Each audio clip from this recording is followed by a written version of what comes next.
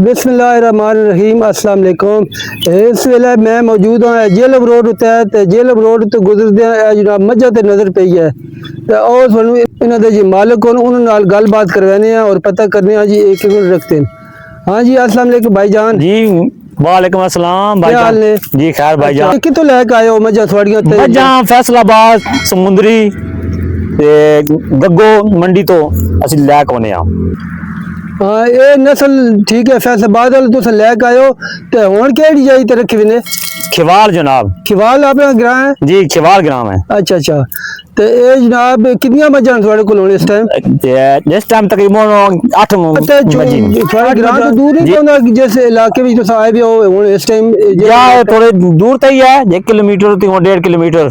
अच्छा अपनी न जिमियां जाई छाई अपनी या तो मैं आख्या भी नान जरा को ट्राइए। अच्छा आज ही पहला जड़ा या लेके आए ना।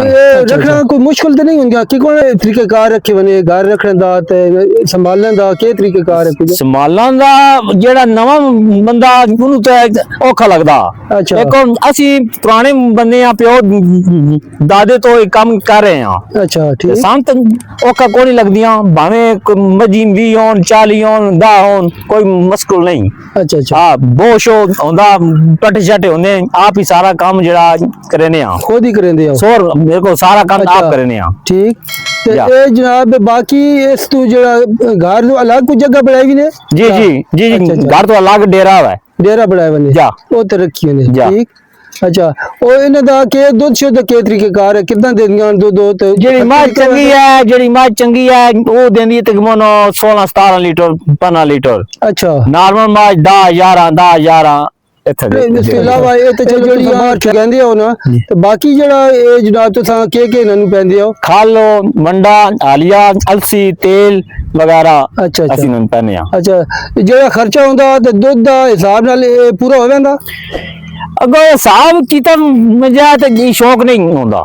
अच्छा हाँ ये बस अजे जिंदारा शौक है कुछ खा गया कोई बच गया दाल नून बन गया। हुकूमत ही कुछ थोड़ी कोई देंदी है रिलीफ या फंड शंड कोई देंदी है या कोई नहीं है? कोई नहीं है कोई शायद आपकी मदद आप देता है थोड़ी अपनी मदद आप देता है तो से चला रहे हैं ठीक। और मौसम दा या असरात या उस किस्म दे बाकी ना तो किस तरीके नाल बचांदे हो उस वैसे ब्रांडे हैं साडे को बने हुए उन विचों बंद दित्तियां। अच्छा बहुत शौक होया पाता पठना है मंडा पा देता इस किस्म दा। तकरीबन हुन इस टाइम एक मज तकरीबन कितने दी है?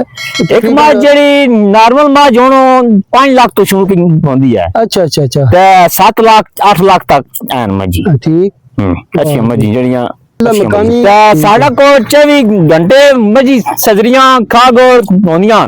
अच्छा अच्छा इस बंदे चाहिदियां होन ठीक है जो चाहिए हुई इन्हें भाई नाल तुस राबता कर सकते हो तो अगर कोई चाहिए हुए मज किसी किस्म की भी तो इन्हें कोल मौजूद हो सन तो ठीक है जी बड़ी मेहरबानी भाईजान जी। ठीक हो गया जी रब रखा ये जनाब साडे नाल मौजूद है रब जेड़ा खिवाल है तो दे भाई री ते इन्हां नाल असा जी गपशप लाई है ते उम्मीद है थोड़ी बड़ी पसंद हो सी ते अगर इसके बारे में कोई सवाल होवे तो जरूर इसके बारे में पता कर सकते हो तो वीडियो लाइक भी करो तो शेयर भी करो। अल्लाह हाफिज।